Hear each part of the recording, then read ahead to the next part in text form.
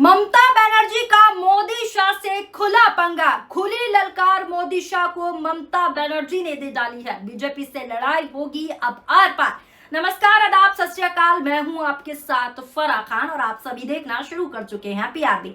पश्चिम बंगाल की राजनीति में फिर से बड़ा विस्फोट होता दिखाई दे रहा है। एक तरफ ममता बनर्जी खुलकर कह रही हैं कि मैं तब तक नहीं रुकूंगी जब तक तुम्हें हटा नहीं दूंगी, यानी जब तक चुप नहीं बैठूंगी जब तक बीजेपी को सत्ता से नहीं हटा देती। ये ममता बनर्जी का खुला ललकार है, खुला चैलेंज है। दूसरी तरफ चर्चा चल रही है कि टीएमसी के 50 विधायक टूट सकते हैं और इसी बीच बीजेपी के कथित 362 वाला प्लान भी सियासी गलियारों में खूब चर्चा में है। 362 वाला प्लान भी आगे बताऊंगी, लेकिन सबसे बड़ा सवाल यह है कि क्या बंगाल में महाराष्ट्र जैसा राजनीतिक खेल दोहराने की तैयारी है या फिर ममता बनर्जी कोई ऐसा दांव चलने वाली है जो पूरी बाजी पलट देने वाला है। सबसे पहले आपको कुछ हेडलाइंस दिखा देती हूँ।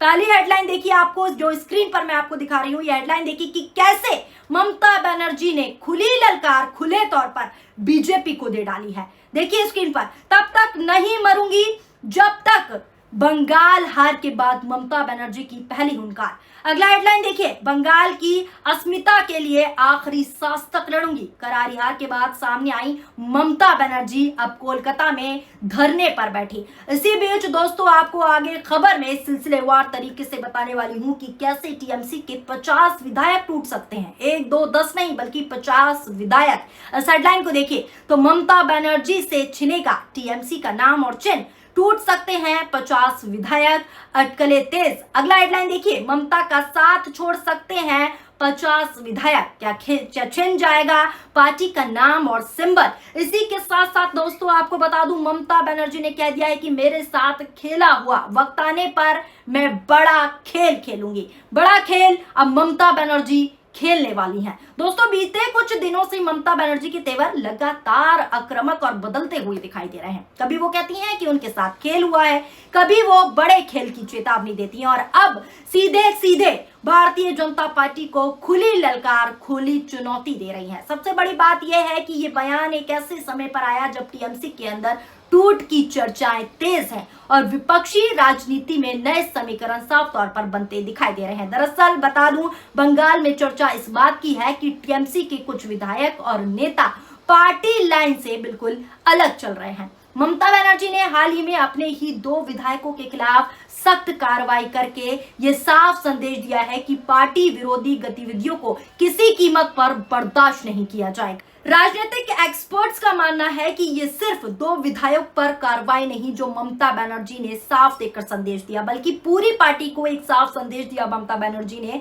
कि अगर कोई दूसरी दिशा में जाने की कोशिश करेगा या पार्टी से गद्दारी करेगा तो उसके खिलाफ सख्त कदम उठाए जाएंगे। ये सीधा ममता बनर्जी का संदेश है। यहीं से कहानी दोस्तों दिलचस्प हो जाती है, क्योंकि एक तरफ ममता बनर्जी अपने विधायकों को एकजुट रखने की लगातार कोशिश कर रही हैं, तो दूसरी तरफ लगातार ये दावा किया जा रहा है कि टीएमसी यानी कि तृणमूल कांग्रेस के कई नेताओं से संपर्क किए जा रहे हैं भारतीय जनता पार्टी के द्वारा। ममता बनर्जी खुद आरोप लगा चुकी हैं कि उनके नेताओं को भारतीय जनता पार्टी के द्वारा फोन किए जा रहे हैं, उन पर दबाव बनाया जा रहा है, एजेंसियों का डर दिखाया जा रहा है, ईडी सीबीआई का डर दिखाया जा रहा है और इसी वजह से उन्होंने सार्वजनिक मंचों से कहा कि अगर कोई सोचता है कि डराकर या दबाव बनाकर टीएमसी को खत्म कर देंगे तो वो गलतफहमी में है। मैं मरूंगी नहीं, ये साफ सीधा संकेत दे दिया है। अब इस रिपोर्ट को देखिए, कोलकाता में धरने पर बैठी पूर्व सीएम ममता बनर्जी ने हुंकार भरी है। ममता बनर्जी ने भारतीय जनता पार्टी पर जोरदार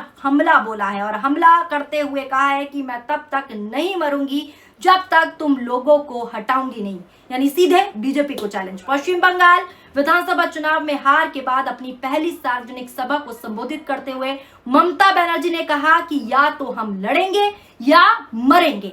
ममता ने कहा कि बीजेपी अध्यक्ष मुझे कई बार फोन करके मदद मांगते थे, लेकिन मैंने ये बात कभी मीडिया के साथ शेयर नहीं की, कभी ये बात मीडिया को नहीं बताई। बीजेपी को छोड़कर बाकी सभी राजनीतिक पार्टियों के साथ मेरे अच्छे संबंध हैं, लेकिन जब भी बीजेपी ने मदद मांगी मैंने उनकी मदद की, उनके बुरे दिनों में मैंने उनका साथ दिया। ये साफ तौर पर ममता बनर्जी का कहना है। आगे उन्होंने कहा कि मैंने तो खुद फोन भी किया था। मैं यही हूं और यही लड़ूंगी, जब तक मैं जिंदा हूं एक बहादुर की तरह लड़ूंगी। कोलकाता के वाई चैनल पर धरना दे रही ममता ने टीएमसी की बैठकों से गायब विधायकों की ओर इशारा भी किया और इशारा करते हुए ममता बनर्जी ने कहा कि जो हमसे गद्दारी कर रहे हैं हम उनसे कहेंगे कि ईश्वर अल्लाह तेरे नाम, सबको सम्मति दे भगवान। ये संदेश दिया उन पार्टी के नेताओं को जो पार्टी के साथ गद्दारी कर रहे हैं। पार्टी नेता और अपने भतीजे अभिषेक बनर्जी पर हुए हमले का जिक्र करते हुए ममता बनर्जी ने कहा कि अगर उस दिन पत्थर अभिषेक के सिर पर लगा होता तो उसकी वहीं पर मौके पर मौत हो जाती। ये सारी बातें ममता बनर्जी ने कही। पूर्व सीएम ने मौजूदा सीएम यानी कि शुभेंदु अधिकारी पर भी तंज कसा और कहा कि अभी बीजेपी के पुराने लोगों के पास पावर नहीं है, बल्कि दूसरी पार्टी से आए लोगों के पास पावर है। इसी बीच दोस्तों अब आपको 362 वाला आंकड़ा भी बता देती हूँ कि क्या वो प्लान है। 362 का आंकड़ा भी चर्चा में है। राजनीतिक गलियारों में ये कहा जा रहा है कि संसद में बड़े विधेयकों और बड़े राजनीतिक लक्ष्यों को हासिल करने के लिए एक बड़े बहुमत की जरूरत होती है। विपक्ष का सीधा आरोप है कि इसी कारण ये जो 362 वाला फॉर्मूला है, इसी कारण क्षेत्रीय दलों को कमजोर करने और उनके नेताओं को तोड़ने की कोशिश कर रही है भारतीय जनता पार्टी। हालांकि इन दावों की आधिकारिक पुष्टि नहीं हुई है, लेकिन सियासी बहस लगातार इसी दिशा में चल रही है और इसी मुद्दे पर चर्चा भी हो रही है। ममता बनर्जी की चिंता सिर्फ बंगाल तक सीमित नहीं दिखाई देती है। वो लगातार ममता बनर्जी राष्ट्रीय राजनीति की बात कर रही हैं। राहुल गांधी के साथ उनके संबंध पहले से ज्यादा मजबूत साफ तौर पर दिखाई दे रहे हैं और ममता और राहुल साथ में दिखाई दे रहे हैं।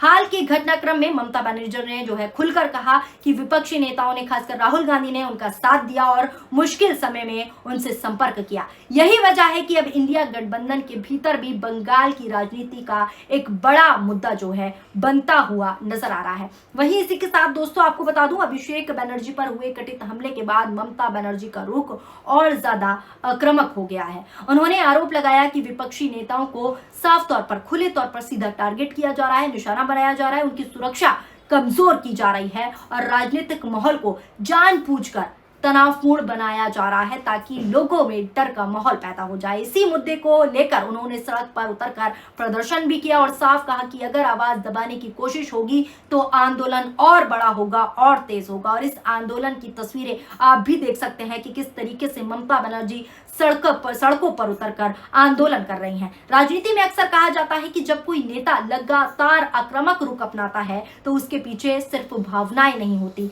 सिर्फ गुस्सा नहीं होता, सिर्फ सवाल नहीं होते, बल्कि रणनीति भी छुपी हुई होती है। ममता बनर्जी को बंगाल की सबसे अनुभवी नेताओं में गिना जाता है। उन्होंने वामपंथ के लंबे शासन को चुनौती दी, सत्ता तक पहुंची और फिर कई चुनावी लड़ाइयों में अपनी पकड़ बनाए रखी। इसीलिए जब वो बार बार कहती हैं, बार बार दोहराती हैं कि बड़ा खेल होने वाला है, बड़ा खेला हो जाएगा, इस तरीके के शब्द का इस्तेमाल करती हैं, तो राजनीतिक गलियारों में उसकी एक अलग जो है व्याख्या की जा रही है कि आगे क्या हो सकता है। कुछ लोग इसे विपक्षी एकता की तरफ इशारा मानते हैं, कुछ इसे बंगाल में नए राजनीतिक संघर्ष की चेतावनी बता रहे हैं, लेकिन ये असल में है क्या, ये तो आने वाला वक्त ही बताएगा। दूसरी तरफ भारतीय जनता पार्टी लगातार ये दावे कर रही है, ये दावे करती हुई नजर आ रही है कि बंगाल में जनता बदलाव चाहती है और टीएमसी के अंदर असंतोष बढ़ रहा है।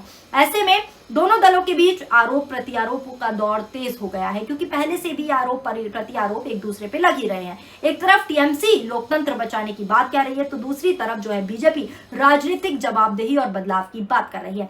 इसी टकराव ने बंगाल की राजनीति को फिर एक राष्ट्रीय बहस का केंद्र बना दिया है और बंगाल, ममता बनर्जी, शुभेंदु अधिकारी, बीजेपी, टीएमसी, ये सब चर्चाओं का विषय बने गए हैं और सुर्खियों में है। सबसे बड़ा सवाल यही है कि क्या वाकई टीएमसी में बड़ी टूट होगी। सवाल है ये, क्या 50 विधायकों के टूटने की चर्चाओं में जो है दम है या सिर्फ ये अफवाहें हैं। क्या महाराष्ट्र जैसा कोई नया राजनीतिक अध्याय बंगाल में लिखा जाएगा या फिर ममता बनर्जी अपने पुराने अंदाज में पूरी बाजी पलट देंगी।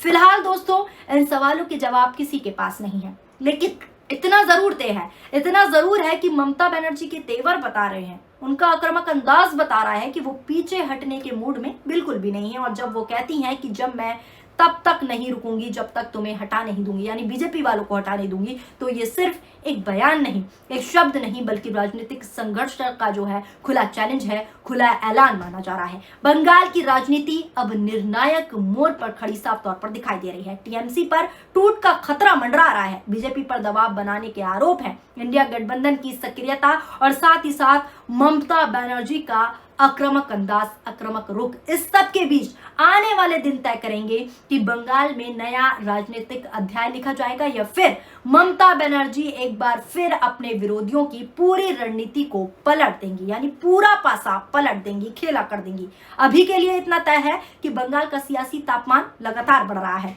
और इस लड़ाई की गूंज अब दिल्ली तक सुनाई दे रही है। फिलहाल आपकी इस खबर को लेकर क्या राय है, नीचे कमेंट बॉक्स में अपनी प्रतिक्रियाएं जरूर शामिल कीजिएगा। वीडियो पसंद आई हो तो वीडियो को लाइक कीजिए। अगर आप हमारा ये वीडियो हमारे फेसबुक पेज पर देख रहे हैं तो फेसबुक पेज को फॉलो कीजिए। अगर आप हमारा ये वीडियो हमारे यूट्यूब चैनल पर देख रहे हैं तो यूट्यूब चैनल को सब्सक्राइब करना ना भूलें। शुक्रिया, धन्यवाद, नमस्कार, जय हिंद, जय भारत।